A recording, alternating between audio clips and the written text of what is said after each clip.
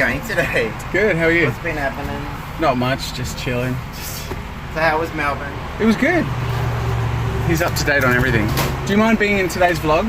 Huh? Do you mind being in today's vlog? Yeah, alright. You'll be the star of the show. Say hi. Hello. This is Chris. I'm a wicked. He's our coffee guy, and when we went to London, we had a Macca's coffee. It was the worst thing I've ever had. And we were like, we miss our coffee guy. Of course, because I'm the best. Steven. I'm so tired. Yesterday was a very big day. It's now 11 AM and I've been preparing all the info for the Challenge of the Month announcement video, which I'm hoping to release later today. But the animation Challenge of the Month is really, really complicated to run and set up and manage and organize. So I've tried to line everything up to make it as clean as possible. But yeah, it's tricky, so I'll do my best, but I'm gonna start recording that video now. I'm creating the instructions in the Challenge of the Month announcement video, and I'm being really in-depth and specific because with all the challenges of the month, I get so many questions, and I just need to be as explicit with the direction as possible so there aren't, so there's an answer in the video for people, I think one of the frustrations that I faced with the last time I did an animation challenge of the month, this time last year, was that everyone who's an animator jumps in and sort of complains sometimes, well not everyone, but a lot of animators complained because really they thought they just wanted to animate what they wanted to animate. Whereas really as a judge and as a curator of the content and to be able to judge everything on an even playing field, it all needs to be very much along the same type of content. So last year it was one character dying over a number of frames with no background. This year's a walk cycle with very specific parameters. So I'm hoping people don't complain and just have fun with the challenge in the 2.5 weeks they have to do it, but I tell you what, it can be a bit frustrating sometimes when you put as much information and clarity there as possible and people are just like, but can I just animate a spaceship that goes for 20 minutes and has a firefight? No. Watch and follow the rules, like everyone else. I'm having fun making it as clear as possible though, rather than just having me talk about the rules. I'm sort of trying to show the specifics of the rules. And also with the prizes, I'm sort of displaying them in an interesting sort of setup so people can clearly see what the different prizes are.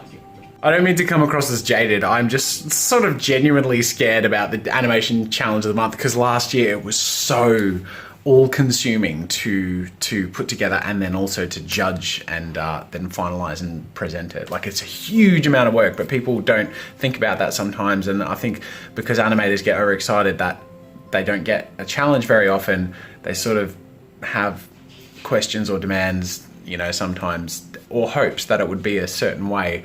And I am one person and need things to, yeah. You get the point. I'm gonna stop bitching about it, but yeah. That aside, I can't wait to see people's entries. Like, I'm actually really excited about the challenge. I'm just also really nervous about the work. Final announcement video is rendering and I am 3 minutes late for a haircut, so gotta go.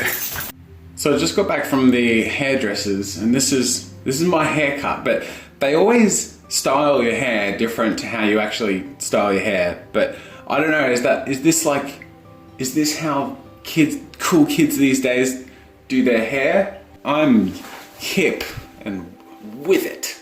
Usually the first thing I do when I get back from the hairdressers is fix the hairdo. So I get my heavy duty glue based gel, get a slightly ludicrous amount on the hands there, mix it on the fingers and fluff it up. I used to style my hair with PVA glue, but that was a little too far. There you go, that's how I do my hair. Same way I did when I was 12 years old. Hasn't changed. Although there was a weird time in the middle there where I had long hair and a beard, but we don't talk about that time. Where I got my haircut today, one of the hairdressers let me know that her daughter got the Artie Games app and had convinced her to get it by essentially explaining that if I go there and pay for a haircut, then the money I've spent goes to them, so that if they spend the $3 on getting the app, essentially it's free. I really liked that logic. So big shout out and thanks to her. I don't know if she'll ever see this, but I really hope you love the app. And of course, a big thank you to her mum for actually getting her the app and succumbing to her wonderful logic. So the Animation Challenge announcement is uploading. In the meantime, I've been editing the details of the rules of the competition and the FAQ page. You'll notice the thumbnail hasn't changed. That's because I have to wait for the video to upload to put that over there. But I've used last year's Animation Challenge as a bit of a foundation and then sort of worked it from there. I also realized I've been all day calling it the challenge of the month. That's a habit thing. This is a once a year animation challenge. So it's not really the challenge of the month, even though it is this month's challenge. It is the 2016 animation challenge. Also, my head looks weirdly small without all that hair there.